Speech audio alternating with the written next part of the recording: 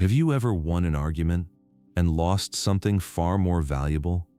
You proved your point, you had the facts, you were right, but the other person walked away cold, distant, maybe even resentful. Here is what Dale Carnegie figured out almost 100 years ago, and what most of us still have not learned. The moment you win an argument, you lose, because you can never change someone's mind by making them feel stupid. In this video, I am going to walk you through 21 principles that will change the way you persuade, the way you lead, and the way people respond to you. This is part 2 of how to win friends and influence people. If you watched part 1, you already know the foundation. Don't criticize. Give honest appreciation. Become genuinely interested in others. Smile. Listen. Make people feel important. Those are the principles that make people like you. But liking you is only half the battle. What happens when you need someone to change their mind? What happens when you need to give difficult feedback, or correct a mistake, or lead a team through something hard without creating resentment? That is where things get tricky. That is where most of us fall apart. And that is exactly what we are going to cover today. Carnegie divides this into 2 big sections. First, how to win people to your way of thinking. 12 principles for changing minds without making enemies. And second, how to be a leader who changes people's behavior without giving offense or arousing resentment. 9 principles that will transform how you manage, parent, and lead. Let us get into it. Part 3. How to win people to your way of thinking. Principle 1. The only way to get the best of an argument is to avoid it. Carnegie tells a story about himself that perfectly captures this lesson. He was at a banquet in London, honoring a famous Australian pilot named Sir Ross Smith. During dinner, the man sitting next to Carnegie told a story and attributed a quotation to the Bible. Carnegie knew immediately that the quote was actually from Shakespeare. Hamlet, Act 5, Scene 2. He was certain, so he corrected the man. They went back and forth. The man insisted it was the Bible. Carnegie insisted it was Shakespeare.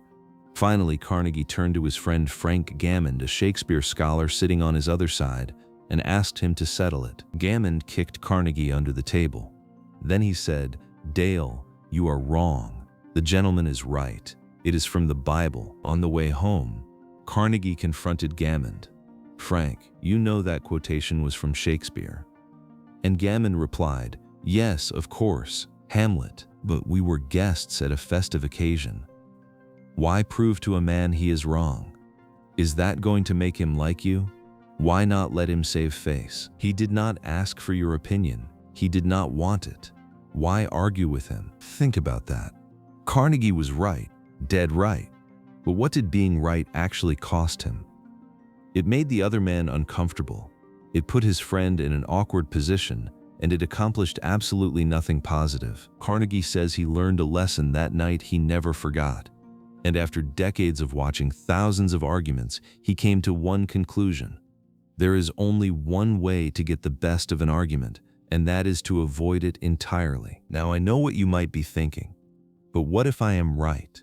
What if the other person is genuinely wrong? Carnegie addresses that head on. He says you might be completely right as you barrel through your argument, but when it comes to actually changing the other person's mind, you will be just as ineffective as if you were wrong. 9 times out of 10, an argument ends with both people more convinced than ever that they were right all along. You do not change minds through force. You change them through something else entirely. And that is what the rest of these principles are about. But first, a practical example. A man named Patrick O'Hare was a truck salesman who loved to argue. Whenever a prospect said anything negative about his trucks, O'Hare would go to war. He won plenty of arguments, but he was not selling any trucks, so he changed his approach. When a prospect said, "I am buying the competitor's truck," O'Hare would say, "That is a good truck. You will never make a mistake buying one. They are made by a fine company." The prospect would be stunned. There was nothing left to argue about, and once the argument disappeared, O'Hare could calmly talk about the advantages of his own trucks. His sales skyrocketed. As Benjamin Franklin put it, "If you argue and contradict, you may achieve a victory sometimes, but it will be an empty victory, because you will never get your opponent's goodwill." So ask yourself, Would you rather have the satisfaction of being right, or would you rather have the relationship? Because you can rarely have both. Principle 2. Show respect for the other person's opinions. Never say you are wrong. This principle builds directly on the first. If you cannot win an argument, then you definitely cannot win by telling someone they are wrong. The moment you say those words, you strike a blow at their intelligence, their pride, and their self-respect. And what happens when people feel attacked? They fight back. They do not reconsider. They dig in deeper. Carnegie tells the story of a lumber salesman named R.V. Crowley. For years, Crowley had been battling with lumber inspectors who graded his shipments too harshly. He would argue with them, prove them wrong, quote the grading rules, and win. But the inspectors, like baseball umpires, never changed their decisions once they were made. Crowley won every argument and lost every shipment, so Crowley tried something different. On his next inspection, he watched silently. He asked friendly questions. He never once suggested the inspector was wrong. He just kept saying he wanted to understand so he could serve them better in the future. Gradually, the inspector began to feel uneasy about his own harsh grading. He started asking Crowley questions, and eventually the inspector admitted the mistake was on his end. He accepted the entire carload and paid in full. A little tact and the determination to never tell the other person they are wrong saved the company a substantial amount of money. And more importantly, it preserved the relationship. Carnegie learned the deeper version of this principle from one of America's greatest diplomats, Benjamin Franklin. As a young man, Franklin was impossible, opinionated, argumentative, exhausting. Then a friend pulled him aside and told him the brutal truth. "Ben, your opinions have a slap in them for everyone who disagrees with you. Nobody cares for them. Your friends enjoy themselves better when you are not around." That is devastating. But Franklin was wise enough to listen. He completely transformed his approach. He stopped using definitive language like certainly and undoubtedly. Instead, he started saying things like "I conceive," or "I imagine," or "it appears to me at present." He never directly contradicted anyone again. And what happened? His conversations became more pleasant. People were more receptive to his ideas. He changed more minds with gentleness than he ever had with force. Franklin credited this single habit with much of his success in diplomacy, in politics, and in life. There is magic in phrases like, "I may be wrong. I frequently am. Let us examine the facts." Nobody on earth will object to hearing that. It disarms people. It opens them up, and paradoxically, it makes them far more willing to consider your point of view. As Galileo said centuries ago, you cannot teach a man anything. You can only help him find it within himself. Principle 3. If you are wrong, admit it quickly and emphatically. Now, here is where Carnegie gets personal, and honestly, it is one of the funniest stories in the entire book. Carnegie had a little Boston bulldog named Rex. He used to walk Rex in a nearby park without a leash or muzzle, even though he knew it was against the law. One day, a mounted policeman caught him and gave him a warning. Carnegie promised to obey. He obeyed for a while. But Rex did not like the muzzle, and neither did Carnegie. So they went back to the old routine. And of course, they got caught again. Same policeman, same horse, same park. But this time, Carnegie did not wait for the lecture. He beat the policeman to it. "Officer, you have caught me red-handed. I am guilty. I have no alibis, no excuses. You warned me last week. I deserve whatever is coming." The policeman paused. Then he said, in a soft voice, "Well, I know it is a temptation to let a little dog like that have a run out here when nobody is around." Carnegie kept going. "Sure, it is a temptation, but it is against the law." "Well, a little dog like that is not going to harm anybody," the policeman said. "No, but he might kill squirrels." Finally, the officer smiled. "Tell you what, just let him run over the hill where I cannot see him, and we will forget all about it." Think about what just happened. The policeman wanted to feel important. That is human nature. When Carnegie condemned himself first, the only way the officer could maintain his self-esteem was to be magnanimous. By admitting fault quickly and emphatically, Carnegie left the other man no choice but to take the generous position. This works in business too. Carnegie shares the example of a commercial artist named Ferdinand Warren who dealt with a demanding art editor. Warren used to dread the criticism, but he tried something new. When the editor called him in about an error, Warren spoke first. "If what you say is true, I am at fault and there is absolutely no excuse for my blunder. I have been doing drawings for you long enough to know better. I am ashamed of myself." The editor immediately started defending Warren. "Well, it is not that serious. Any mistake may be costly," Warren continued. Before the editor could finish, my eagerness to criticize myself took all the fight out of him. He ended up taking Warren to lunch and giving him another commission. Any fool can try to defend their mistakes, and most do. But admitting your error, quickly and with real feeling, raises you above the crowd. It earns respect, and practically speaking, it produces far better results than trying to fight. When you are right, win people gently and tactfully. When you are wrong, admit it quickly and with enthusiasm. Believe it or not, it is actually more fun than fighting. Principle 4. Begin in a friendly way. There is an old fable about the sun and the wind. They argued about who was stronger. The wind said, "See that old man with a coat? I bet I can get it off him faster than you can." So the sun went behind a cloud, and the wind blew with everything it had. But the harder it blew, the tighter the old man clutched his coat. Finally, the wind gave up. The sun came out, smiled warmly, and the old man took off his coat on his own. Gentleness always beats force. In 1915, John D. Rockefeller Jr. was the most despised man in Colorado. Miners were on a bloody strike against his company. Troops had been called in. People had been killed. Property destroyed. The air was thick with hatred. Rockefeller could have sent lawyers. He could have sent threats. He could have used his enormous wealth and power to crush the resistance. Instead, he spent weeks making friends with the strikers. He visited their camps. He met their families. He learned their names, and then he addressed them directly. His speech glowed with warmth. "This is a red-letter day in my life," he began. "It is the first time I have ever had the good fortune to meet the representatives of the employees of this great company. I am proud to be here." He talked about visiting their homes, meeting their wives and children. He said, "We meet here not as strangers, but as friends." The result? The strikers went back to work without getting the raise they had fought for.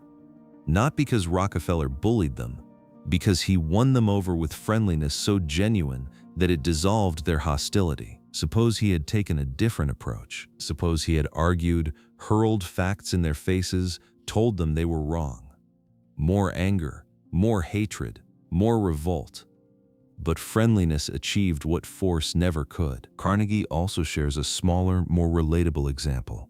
A man named O.L. Straub wanted his rent reduced, but his landlord was notoriously difficult.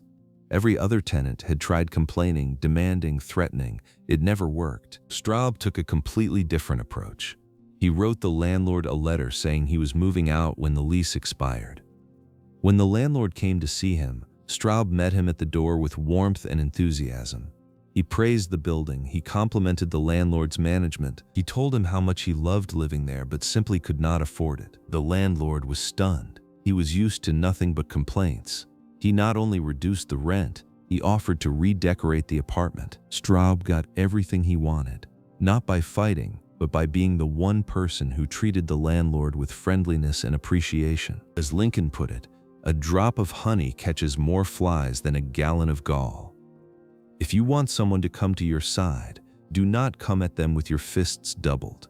Come with warmth, come with friendliness, come with genuine appreciation. The walls come down almost every time. Principle 5.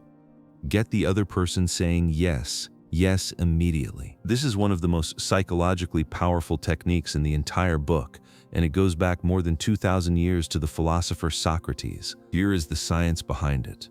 When a person says no, something happens physically.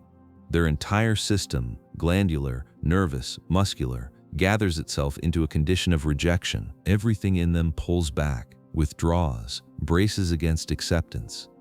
But when a person says yes, the opposite happens. The organism moves forward. It opens up. it accepts. So the key to persuasion is to start with questions the other person must agree with. Get them saying yes from the very beginning. Each yes creates momentum toward the next one. It is like pushing a billiard ball. Once it is moving in one direction, it takes real force to send it back the other way. Joseph Allison sold motors for Westinghouse. He had been calling on one factory for years without success. The chief engineer told him flat out, "Your motors are too hot. I cannot even put my hand on them." Now, the old Allison would have argued. He would have quoted temperature specifications and regulatory standards, but the new Allison tried something different. He agreed, "If those motors are running too hot, you absolutely should not buy any more of them. You need motors that do not run hotter than the standards set by the National Electrical Manufacturers Association, right?" "Yes," the engineer said. "Those regulations say a properly designed motor may run 72 degrees above room temperature. Is that correct?" "Yes." "How hot is your mill room?" "About 75 degrees. So if you add 72 to 75, that is 147 degrees. Would you not scald your hand under water that hot?" "Yes, I suppose I would." "Then would it not be a good idea to keep your hands off those motors?" The engineer laughed and agreed. Allison booked $35,000 in orders the following month. Each yes led naturally to the next, until the conclusion was unavoidable. No arguing, no pressure, just a series of questions that guided the engineer to the answer himself. This is exactly what Socrates did in ancient Athens. He never told anyone they were wrong. He just asked questions his opponents had to agree with, one admission after another, until they found themselves embracing a conclusion they would have rejected just minutes before. The entire Socratic method is built on the power of getting to yes. There is a Chinese proverb Carnegie loves to quote here: "He who treads softly goes far." Start with agreement, build momentum. Let the other person arrive at your conclusion on their own. Principle 6. Let the other person do a great deal of the talking. Most people, when they are trying to persuade someone, make the same mistake. They talk too much. They present their case, their evidence, their reasoning, their passion, and the whole time, the other person is just waiting for them to stop so they can say what they were already planning to say. Carnegie's advice is counterintuitive but powerful. Let the other person talk. They know more about their problems and their situation than you do. Ask them questions, encourage them to tell you everything, and listen with genuine interest. One of the most dramatic examples involves a fabric salesman who arrived at a major auto company's conference with severe laryngitis. He literally could not speak above a whisper. So he wrote on a pad of paper, "Gentlemen, I have lost my voice. I am speechless." The company president said, "I will do the talking for you." And he did. He examined the fabric samples, praised their qualities, and debated their merits with the other executives, essentially arguing in favor of the salesman's product. The result? A contract worth $1.6 million, the biggest order the salesman had ever received. He later reflected, "I discovered, quite by accident, how richly it sometimes pays to let the other person do the talking." This applies at home too. Carnegie shares the story of a mother named Barbara Wilson whose teenage daughter Lori had become uncooperative and belligerent. For years, Barbara lectured, threatened, and punished. Nothing worked. One day, exhausted, she simply said, "Why, Lori? Why?" And Lori told her. First hesitantly, then everything came pouring out. Her mother had never listened. She was always giving orders, always interrupting. Lori needed her mother not as a boss, but as someone she could talk to, someone who would hear her. From that moment, Barbara let Lori do the talking. Their relationship transformed. The girl who had been hostile became cooperative again. Not because her mother found the right words to say, but because she finally stopped talking and started listening. The French philosopher La Rochefoucauld put it perfectly. If you want enemies, excel your friends. But if you want friends, let your friends excel you. Everyone would rather tell you about their achievements than listen to yours. So let them. Principle 7. Let the other person feel that the idea is theirs. Here is a question. Do you have more faith in ideas you come up with yourself, or ideas that someone hands to you on a silver platter? Of course you trust your own ideas more. We all do. So why do we keep trying to force our ideas on other people? Carnegie says the wisest approach is to make suggestions and let the other person think out the conclusion on their own. Nobody likes being sold something or told what to do, but everyone loves acting on their own ideas. There is a wonderful example of an X-ray equipment manufacturer who wanted to sell to a hospital. Instead of sending a sales pitch, the company wrote a letter saying, "We have just developed new X-ray equipment. The first shipment has arrived. They are not perfect. We know that, and we want to improve them. We would be deeply grateful if you could find time to look them over and give us your ideas about how they can be made more useful to your profession." The hospital's head of radiology was surprised and flattered. Nobody had ever asked for his advice before. He canceled a dinner appointment to review the equipment. He studied it, made suggestions, spent hours with it, and then bought it, without anyone trying to sell it to him. As he later explained, "Nobody tried to sell it to me. I felt that the idea of buying that equipment was my own. I sold myself on its qualities." Carnegie also tells us about Colonel Edward House, who was one of President Woodrow Wilson's closest advisors. House learned early on that the best way to influence Wilson was to plant an idea casually so the president would think about it on his own. A few days later, Wilson would bring up the idea at dinner as if it were his own. Did House interrupt and say, "That is my idea, not yours"? Never. He did not care about credit. He wanted results. As Lao Tse wrote 25 centuries ago, the reason why rivers and seas receive the tribute of 100 mountain streams is that they keep below them. The person who stays humble, who lets others feel ownership, who does not need the credit, that person holds the real power. Principle 8. Try honestly to see things from the other person's point of view. Carnegie says that success in dealing with people depends on one thing more than anything else: a sympathetic grasp of the other person's viewpoint, not just understanding what they think, but understanding why they think it. He shares a personal story that is easy to relate to. For years, Carnegie would ride through a nearby park and see boys building fires under the trees. The fires were dangerous. They could spread, kill trees, cause real damage. So Carnegie did what most of us would do. He rode up, warned them to stop, and told them they could be arrested. Did it work? They obeyed sullenly. Then the moment he was over the hill, they rebuilt the fire. So Carnegie changed his approach entirely. Instead of giving orders, he tried to see the situation from their perspective. The next time he saw boys with a fire, he rode up and said, "Having a good time, boys? What are you cooking for supper?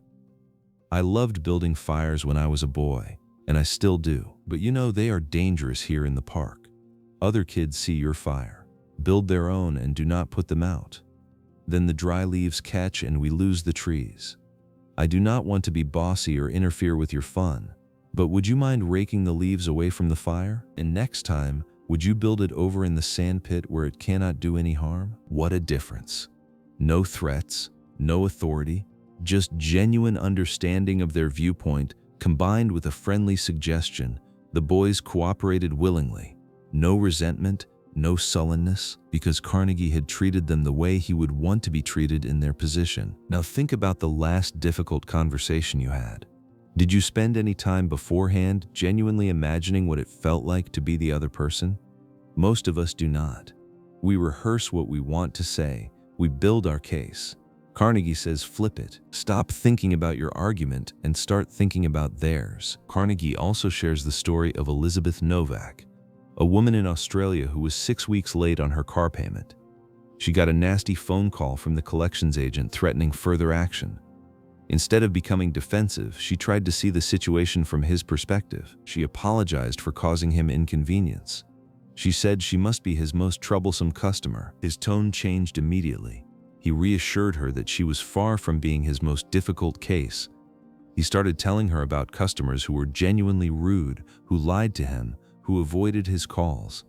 She listened, she sympathized, and without her even asking, he offered to let her pay just $20 by the end of the month and make up the rest whenever it was convenient. Henry Ford said it best: "If there is any one secret of success, it lies in the ability to get the other person's point of view and see things from their angle as well as your own." Before your next difficult conversation, with your boss, your partner, your kids, anyone, Pause and ask yourself, how would I feel if I were in their position? That single question changes everything. Principle 9. Be sympathetic with the other person's ideas and desires. Carnegie offers a phrase so powerful he says it will soften the most stubborn person alive. I do not blame you one bit for feeling as you do. If I were you, I would feel exactly the same way. And here is the thing. You can say it with complete sincerity, because if you had the same background, the same experiences, the same pressures as that person, you would feel exactly as they do. The only reason you are not them is that your life has been different. You deserve very little credit for being who you are, and they deserve very little blame for being who they are. Sol Hurok was the greatest talent manager in American history. For nearly 50 years, he managed some of the most temperamental artists in the world. And he said the number one tool in his arsenal was sympathy. Sympathy and more sympathy. One of his clients was Fyodor Chaliapin, a legendary opera singer and frankly a nightmare to manage. Chaliapin would call Hurok at noon on performance day and moan, "Sol, my throat is like raw hamburger. It is impossible for me to sing tonight." Did Hurok argue? Did he say, "You signed a contract, get on that stage"? Never. He rushed over, dripping with sympathy. "What a pity. Of course you cannot sing. I will cancel the engagement at once. It will only cost you a couple of $1,000s, but that is nothing compared to your reputation." Chaliapin would sigh. "Perhaps you should come back at 5 and see how I feel." At 5, Hurok returned with more sympathy. At 7:30, Chaliapin would consent to sing, but only if Hurok announced to the audience that the singer had a cold. The same routine every time, and it worked every single time. Not logic, not contracts, not threats. Sympathy. Carnegie makes a point here that is worth sitting with. 3/4 of the people you will ever meet are hungry for sympathy, not advice, not solutions, not your opinion on what they should do differently. They want sympathy. Give it to them and they will love you. Principle 10. Appeal to the nobler motives. J. Pierpont Morgan, one of the most powerful financiers in history, once observed that a person usually has 2 reasons for doing anything. One that sounds good and the real one. The person himself will think of the real reason. You do not need to point it out. But all of us, deep down, like to think of ourselves as honest, fair, and principled. So when you need to influence someone, do not appeal to self-interest. Appeal to their sense of honor, their self-image, their nobler motives. Carnegie shares a powerful example. 6 auto service customers refused to pay disputed bills. The credit department argued, insisted the company was right, and accomplished nothing. Then a man named James Thomas took over with a completely different approach. He visited each customer. He admitted the matter had been badly handled. He listened to their side of the story. And then he said, "I am going to leave it all up to you. Whatever you say goes." The result? 5 of 6 customers gave the company the best of it. All 6 became repeat customers within 2 years. By appealing to their sense of fairness, Thomas achieved what threats and arguments never could. His operating principle was simple. Assume the other person is sincere, honest, and willing to do the right thing once they are convinced the charges are fair. Most people live up to the reputation you give them. Lord Northcliffe wanted newspapers to stop publishing a photograph of him. He did not demand it. He did not threaten legal action. He simply said, "Please do not publish that picture of me anymore. My mother does not like it." Who is going to argue with a man protecting his mother? He appealed to a nobler motive, and it worked instantly. Principle 11. Dramatize your ideas. This is the age of dramatization.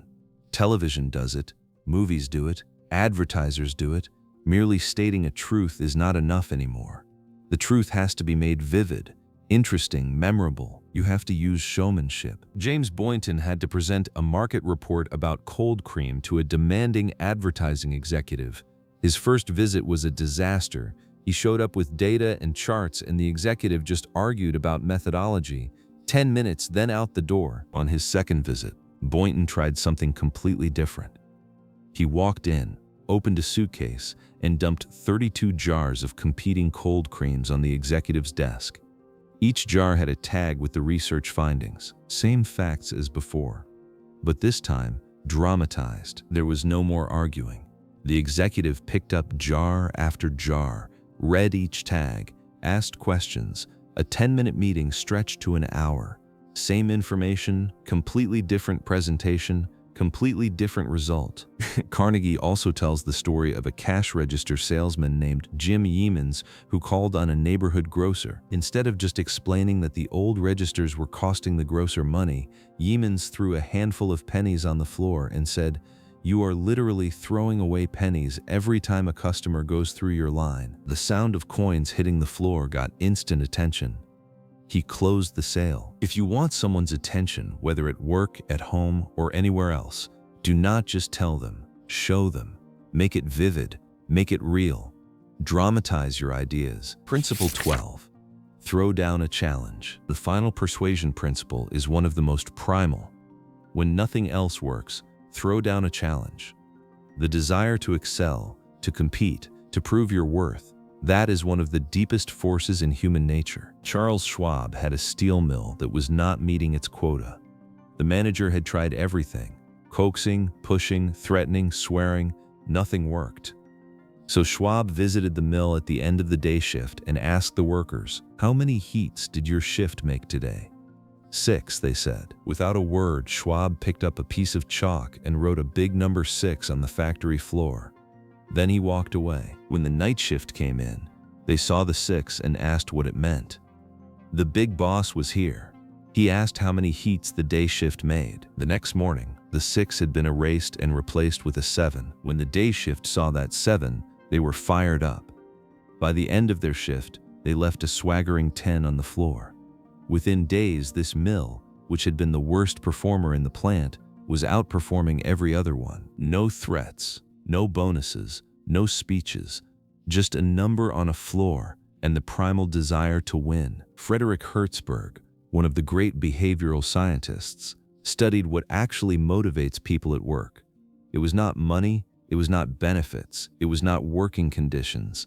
The number one motivating factor was the work itself. When work feels like a game, when there is a challenge to rise to, when you can prove your worth, people give you everything they have got. As Schwab put it, the way to get things done is to stimulate competition, not in a sordid money-getting way, but in the desire to excel. That is what every successful person loves. The game, the chance for self-expression, the chance to prove their worth. Give people that chance, and they will surprise you. Now, if you are still with me, and I hope you are, because what is coming next might be the most useful part of this entire video. We are about to tackle the hardest challenge in human relations. Part 4. Be a leader. How to change people without giving offense or arousing resentment. Everything up to this point has been about persuasion, changing minds. This final section is about something harder, changing behavior, correcting mistakes, giving feedback, leading people, all without creating resentment. Carnegie gives us 9 principles for this, and every single one is built on one core insight. People will change their behavior willingly when they feel respected throughout the process. Force breeds rebellion. Respect breeds cooperation. Let us begin. Principle 1. Begin with praise and honest appreciation. A barber lathers a man before he shaves him. A dentist uses Novocaine before drilling. And a wise leader praises before they criticize. The patient still gets the drilling, but the praise takes the sting out. Carnegie shares one of the most powerful letters Abraham Lincoln ever wrote to General Joseph Hooker, whom Lincoln had just placed in command of the Army of the Potomac during the darkest period of the Civil War. Lincoln had serious concerns about Hooker. The general had undermined his predecessor, General Burnside. He had been heard saying the army needed a dictator. These were grave faults that could undermine the entire war effort. But look at how Lincoln handled it. He began with genuine praise. "I have placed you at the head of the Army of the Potomac. I believe you to be a brave and skillful soldier, which of course I like. You have confidence in yourself, which is a valuable quality. You are ambitious, which, within reasonable bounds, does good rather than harm." Only then did Lincoln address the problems, And even then, listen to his restraint. He did not call them faults. He wrote, "There are some things in regard to which I am not quite satisfied with you." Think about the self-control in that phrase. Not quite satisfied. This was wartime. Thousands of soldiers were dying. Lincoln had every right to be furious, but he understood that if he wanted Hooker to lead effectively, he could not destroy the man's confidence in the process. The praise was not manipulation. It was strategy born of wisdom. Carnegie makes this practical for everyday life. Dorothy Robulski was a bank manager whose new teller trainee was struggling to balance her cash drawer at the end of each day. The head teller wanted her fired. Instead, Robulski pulled the young woman aside. She praised her speed, her accuracy, and her warmth with customers. She told her she clearly had the talent for the work. Only then did she gently suggest they review the balancing procedure together. The teller, feeling confident instead of condemned, mastered the skill quickly and became one of the bank's best employees. Beginning with praise is the Novocaine. The drilling still happens, but it does not feel like an attack. It feels like someone who believes in you helping you get better. Principle 2. Call attention to people's mistakes indirectly. This principle hinges on one tiny word, but. Many people begin their criticism with sincere praise, followed by but, followed by the real message. You did a great job on this report, but your analysis in section 3 needs work. The problem? The moment the person hears but, they know the praise was just a setup. It feels like a trap. The praise is dismissed, and all they hear is the criticism. Carnegie's solution is brilliantly simple. Replace but with and.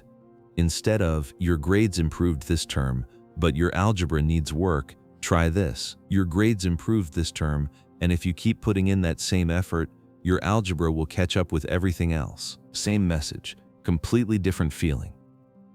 The second version sounds like encouragement. The first sounds like a trap. Carnegie tells one of his most memorable stories here.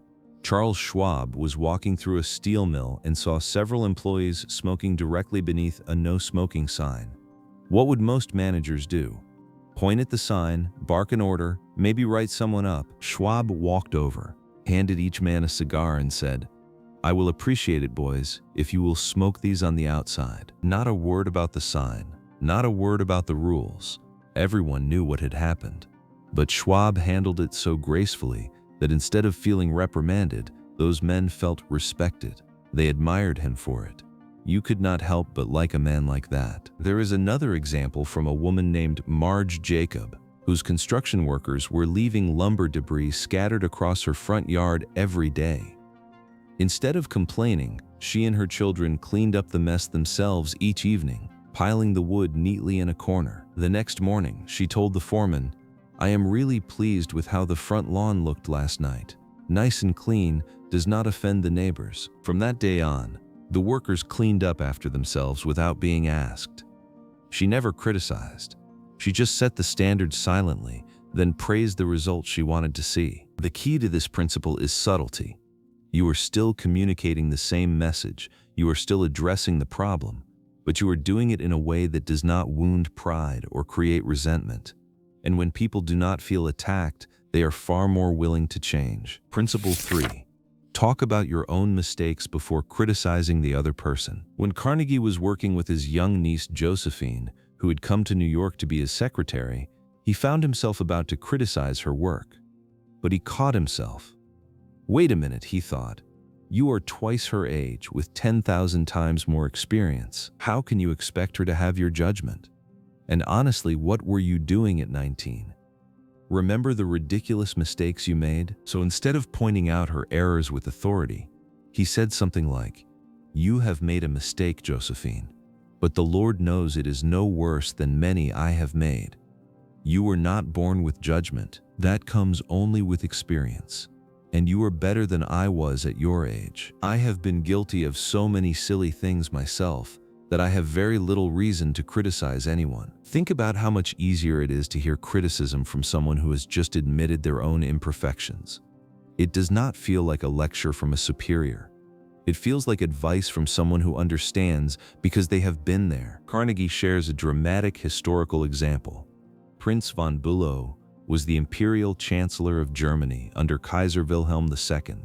The Kaiser had made a series of disastrous public statements that shocked the continent. He wanted von Bülow to take the blame publicly. When von Bülow essentially told the Kaiser he was wrong, the Kaiser exploded. "You consider me a donkey," he shouted. Von Bülow realized his mistake instantly. He pivoted. "I am far from suggesting that, Your Majesty, you surpass me in many respects, in naval and military knowledge, certainly, but above all in natural science. I have often listened in admiration, but in compensation I do possess some knowledge of history and perhaps certain qualities useful in diplomacy." The Kaiser beamed. Von Bülow had humbled himself and praised the Kaiser in the same breath. The crisis dissolved. They remained close allies. The lesson is clear. If you need to criticize someone, start with your own mistakes first. It transforms the dynamic from "I am correcting you" to "we are figuring this out together." Principle 4. Ask questions instead of giving direct orders. Owen D. Young, one of America's great business leaders, was observed for 3 years by a colleague who said he never once heard Young give a direct order. Not once. Instead, Young would say things like, "You might consider this," or "Do you think that would work?" or "What do you think of this?" This is not just about being polite. There is real psychology behind it. When you give someone a direct order, you take away their dignity. You reduce them to a subordinate carrying out instructions. When you ask a question instead, you give them a feeling of participation, of importance, of ownership over the outcome. And people who feel ownership over a decision work much harder to make it succeed. Ian MacDonald ran a small manufacturing plant in South Africa. He received an opportunity for a very large order, but he knew his team could not handle it on the current schedule. Instead of ordering overtime or demanding they work harder, he gathered everyone together, explained the situation honestly, and started asking questions. "Is there anything we can do to handle this order? Can anyone think of a different way to process it through the shop? Is there any way to adjust our hours or assignments that would make it possible?" The employees came up with ideas he never would have thought of on his own. They insisted on taking the order. They approached it with a "we can do it" attitude, and they delivered on time, because it was their decision, their plan, their victory. Asking questions does not just preserve dignity, it often stimulates creativity. The person you are asking might surprise you with a better solution than anything you had in mind, and because they thought of it themselves, they will fight to make it work. Principle 5. Let the other person save face. This may be the most important leadership principle Carnegie ever wrote, and it is the one most of us violate without even realizing it. We ride roughshod over people's feelings. We reprimand an employee in front of their colleagues. We dismiss someone with a curt sentence. We point out a child's failure in front of their friends. We fire people as if they are disposable. We never stop to think about the wound we are inflicting on their pride, their self-image, their dignity. Carnegie tells the story of how General Electric handled Charles Steinmetz. Steinmetz was an absolute genius when it came to electricity, one of the most brilliant minds in the company, but he was failing as a department head. GE needed to remove him from the role. The problem was that Steinmetz was indispensable and extremely sensitive. A direct demotion would have been devastating. So what did they do? They gave him a new title, Consulting Engineer of the General Electric Company. It sounded prestigious. It was prestigious. Steinmetz kept doing the work he loved, the brilliant engineering work he was born to do, and they quietly put someone else in charge of the department. Steinmetz was happy. The company solved its problem. Nobody was humiliated. Nobody lost face. Carnegie also shares the story of Anna Mazzone, a marketing specialist who made a serious error on a test marketing project. She had to present the failed results to a room full of colleagues and executives. She was terrified her boss would humiliate her in front of everyone. She could barely keep herself composed. Instead, her boss thanked her for her work. He remarked that it was completely normal for anyone to make mistakes on a new project. He told her, in front of all her colleagues, that he had confidence in her ability and knew the repeat study would be excellent. He assured her that it was her lack of experience on this particular type of project, not any lack of ability, that caused the problem. She left that meeting with her head held high and with a fierce determination never to let that boss down again. Not because he threatened her, because he protected her dignity at the moment she was most vulnerable. He chose to build her up when he had every reason to tear her down. The French author Antoine de Saint-Exupéry believed we have no right to diminish someone in their own eyes, that what matters is not our opinion of them, but their opinion of themselves. Hurting someone's dignity is never justified, even when you are right, even when they are clearly wrong. The cost is always greater than whatever you think you gain. Principle 6. Praise the slightest improvement and praise every improvement. There is a line in this section that I think about constantly. Abilities shrink under criticism. They grow under encouragement. Carnegie tells the story of a boy named David Jones. David had been labeled brain damaged by his school system. Other kids made fun of the scar on his forehead. He was placed in special education classes, 2 years behind his age group. He could not multiply. He could barely read. The system had given up on him. Then David came to live with his father, Clarence Jones, who refused to give up. Instead of focusing on what David could not do, Clarence bought 4 sets of flashcards: multiplication, division, addition, subtraction. Every night they went through the cards together. When David got one right, they celebrated. When he missed one, they simply moved it to the try again pile. No criticism, only encouragement. Clarence timed each session with a stopwatch. The first night took 52 minutes, then 48, then 45. They celebrated every improvement, no matter how small. When David shaved seconds off his time, his father would call in his wife. They would hug David. They would dance around the kitchen. They made him feel like a champion. Within a month, David was doing all the cards perfectly in under 8 minutes. His algebra grades jumped. He built a science exhibit that won 3rd prize in the entire city of Cincinnati. He made the honor roll. He was elected to the National Honor Society. This was a child the world had written off. A child who had been told his brains must have leaked out of a scar on his head. All it took was one person who praised every small improvement and refused to criticize. Let me pause here for a moment, because this principle is not just about children or historical figures. Think about someone in your own life right now who is struggling. A coworker who is underperforming, a child who is failing a class, a partner who cannot seem to change a habit. What would happen if you stopped pointing out what is still wrong and started praising what is getting better? Even slightly better. Carnegie extends this far beyond parenting. He tells the story of a boy in Naples whose first music teacher told him he could not sing, that his voice sounded like the wind in the shutters, but his mother put her arms around him and told him she knew he could sing. She could already see improvement. She went barefoot to save money for his music lessons.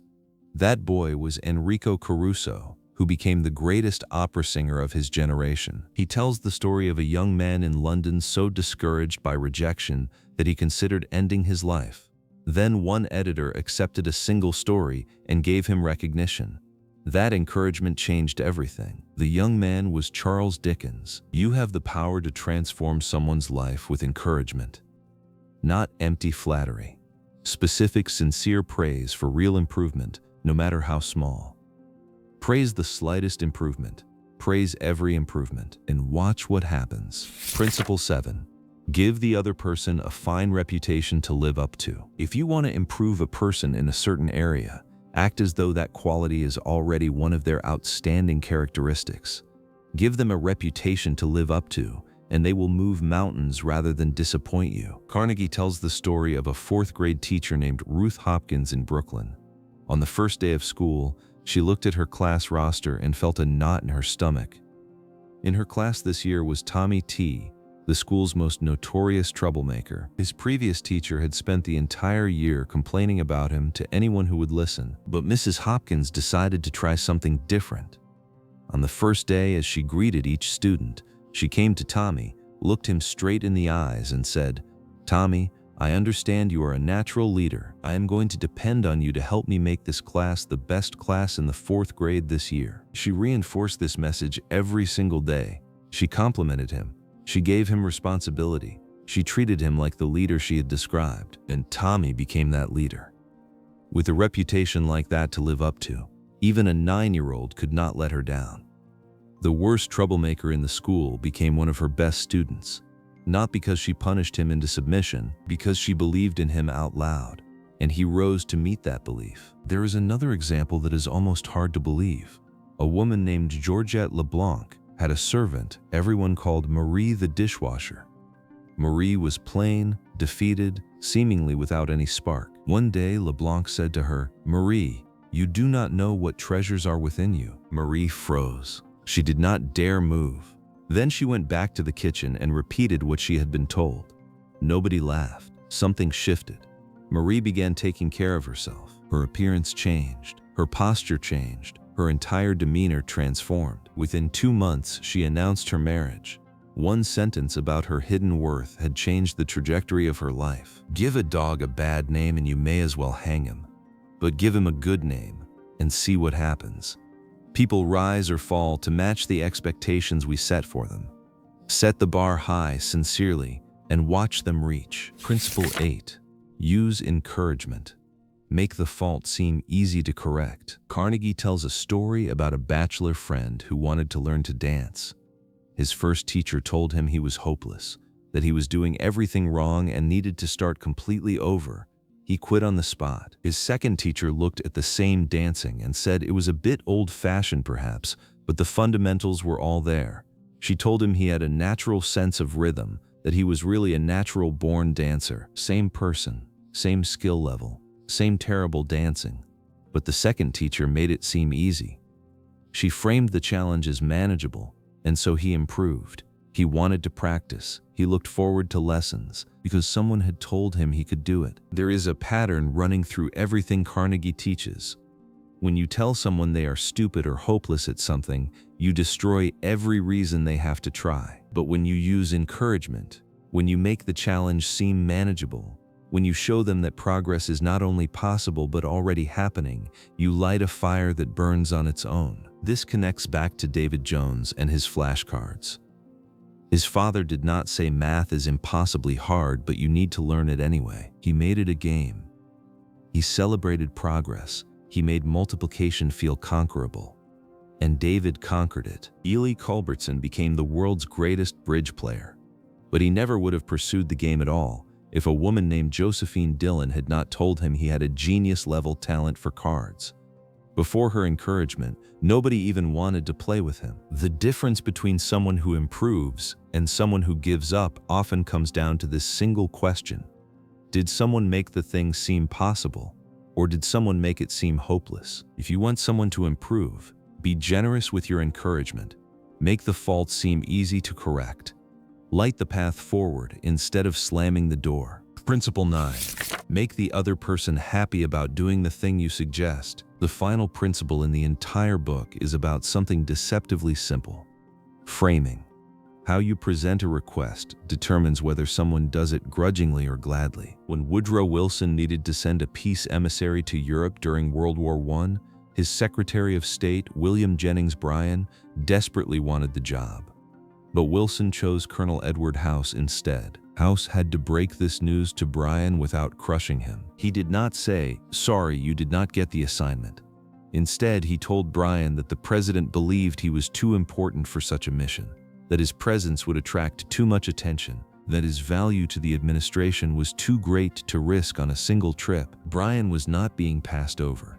He was too valuable. Bryan was satisfied, not because he was deceived, but because House found a way to frame the rejection that preserved Bryan's dignity and sense of importance. Napoleon understood this instinctively. He created the Legion of Honor and distributed 15,000 crosses to his soldiers. He named 18 of his generals marshals of France. He called his troops the Grand Army. When critics mocked him for giving toys to war-hardened veterans, Napoleon's reply was one of the most insightful observations about human nature ever spoken. Men are ruled by toys. It sounds cynical, but it is not. It is a recognition that human beings need to feel important. Titles matter. Recognition matters. How you frame a request, a task, a correction, it all matters enormously. Carnegie shares a story about Dale Ferrier, a father whose young son Jeff refused to pick up fallen pears in the yard. Lectures did not work. Threats did not work. So Ferrier made a deal. For every full bushel basket of pears, He would pay Jeff $1, but for every pear left on the ground, he would deduct $1. Jeff picked up every single pear. He was so thorough, his father had to watch him to make sure he was not pulling extras off the trees just to fill the baskets. Same chore, same kid, completely different outcome, because the task was framed in a way that gave the child motivation and a sense of the game. A woman named Mrs. Gent was tired of neighborhood boys trampling her lawn. Yelling at them did nothing, so she made the worst offender her detective. She put him in charge of keeping everyone else off the grass. He took the job seriously. He even threatened to brand trespassers with a hot iron from a bonfire he built in the backyard. The same boy who was the problem became the solution, because someone gave him a title, a role, and a reason to care. Carnegie closes this principle with a set of guidelines for any leader. Be sincere. Know exactly what you want the other person to do. Think about what they want. Match the benefits of your request to their desires. And when you make the request, frame it so they can see how they personally benefit. You may not always get enthusiastic cooperation, but you will almost always get more cooperation than if you simply issued an order and walked away. And that brings us to the end, not just of this video, but of the entire book. 30 principles spread across 4 sections, and every single one of them points to the same truth. People do not change because you force them. They do not change because you prove them wrong. They do not change because you yell louder or argue better or wave more data in their face. People change when they feel respected, when they feel important, when they feel understood. Think about everything Carnegie has taught us across both parts. Do not criticize. Give honest appreciation. See things from the other person's perspective. Smile. Listen. Remember their name. Never say you are wrong. Admit your own mistakes. Begin every interaction with friendliness. Praise every small improvement. Give people a reputation to live up to. And above all, make the other person feel important, and do it sincerely. These are not tricks. These are not manipulation tactics.